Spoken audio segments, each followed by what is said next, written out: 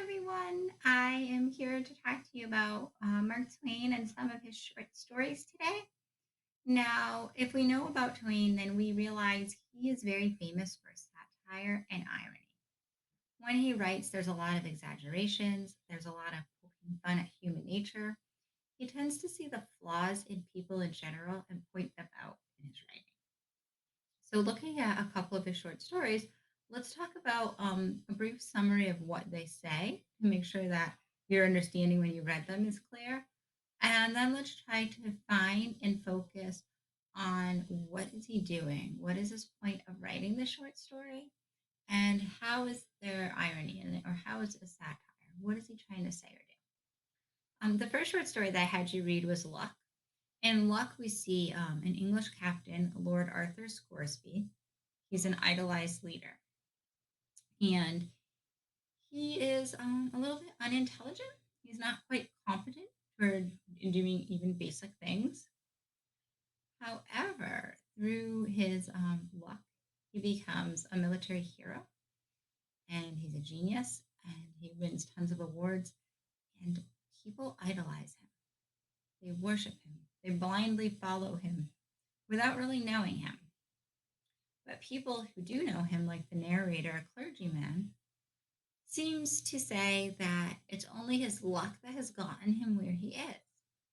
And we're given an example that he gets confused and makes a turn the wrong way. So instead of going left, he goes right. He mistakes his left hand for his right hand. And then he ends up finding a hidden Russian army. Um, this helped him to help win the battle and the war and therefore cause more praise upon him. And the clergyman kind of says, it's not his intelligence and it's his ability, it's just that he's getting lucky. However, despite that, all of these people truly worship him. He almost becomes a godlike figure to people. And Twain doesn't agree with that. He sees that as a fault and is finding it flaws in human nature.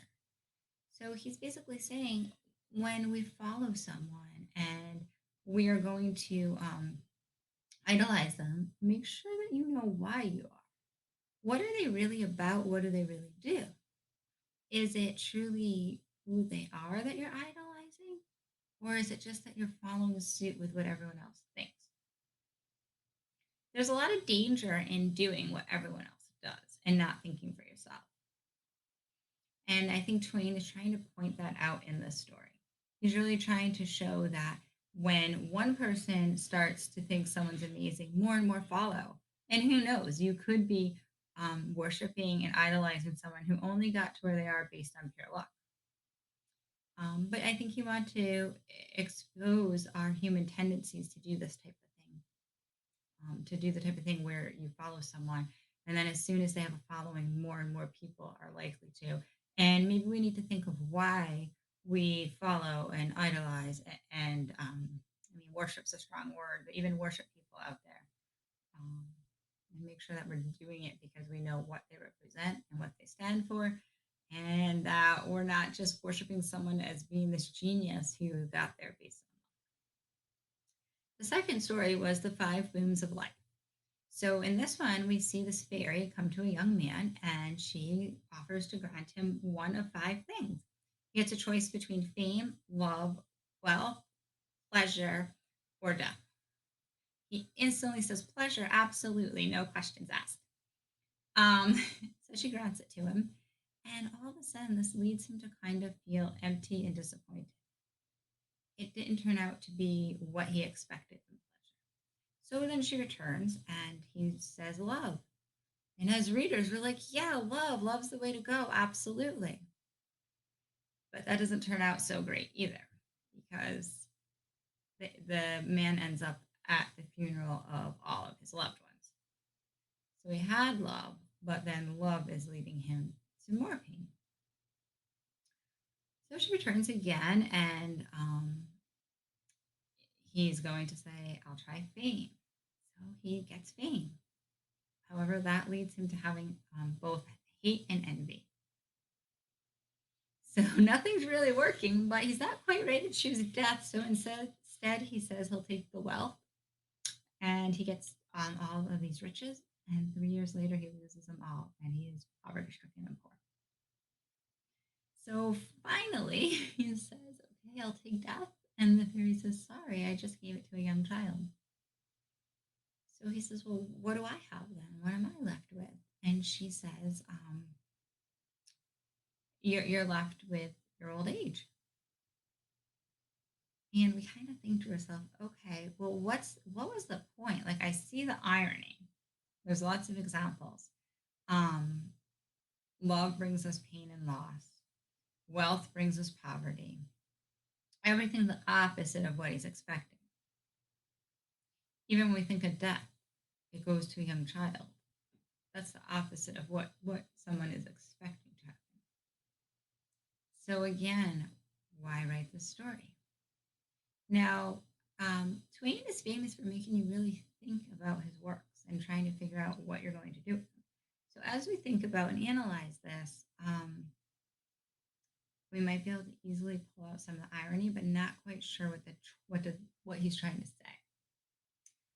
It seems that he really wants readers and people out there and the society that he was in to think really closely about all the decisions they make. He points out that with the good of decisions, there also could be negatives. Um, for instance, you might love someone so much, but then you're going to feel that much more pain when you lose them. Absolutely, completely worth it for many. But he wants to show how important it is to make decisions and how we really need to think about both sides of them. Because if you're given a lot of money, you have to be prepared that you don't lose it, um, and be wise in the decisions that we do make. The last short story was What Stumped the Blue Jays. Now, this was a fairly easy read to read it and to see that these blue jays are being personified. They have human type qualities. They're talking to each other. They have different attitudes and different personalities. Um, but why? Why would he do that? It definitely shows different personalities. I know that comes out a lot.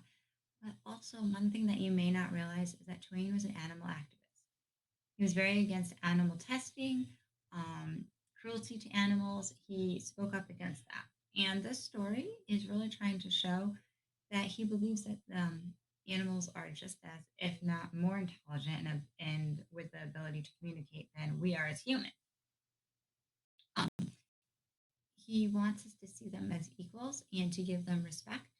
And through this story, I think he's trying to give them emotions and personality for we can see what these animals, specifically in this blue jays, what they're feeling and thought processes.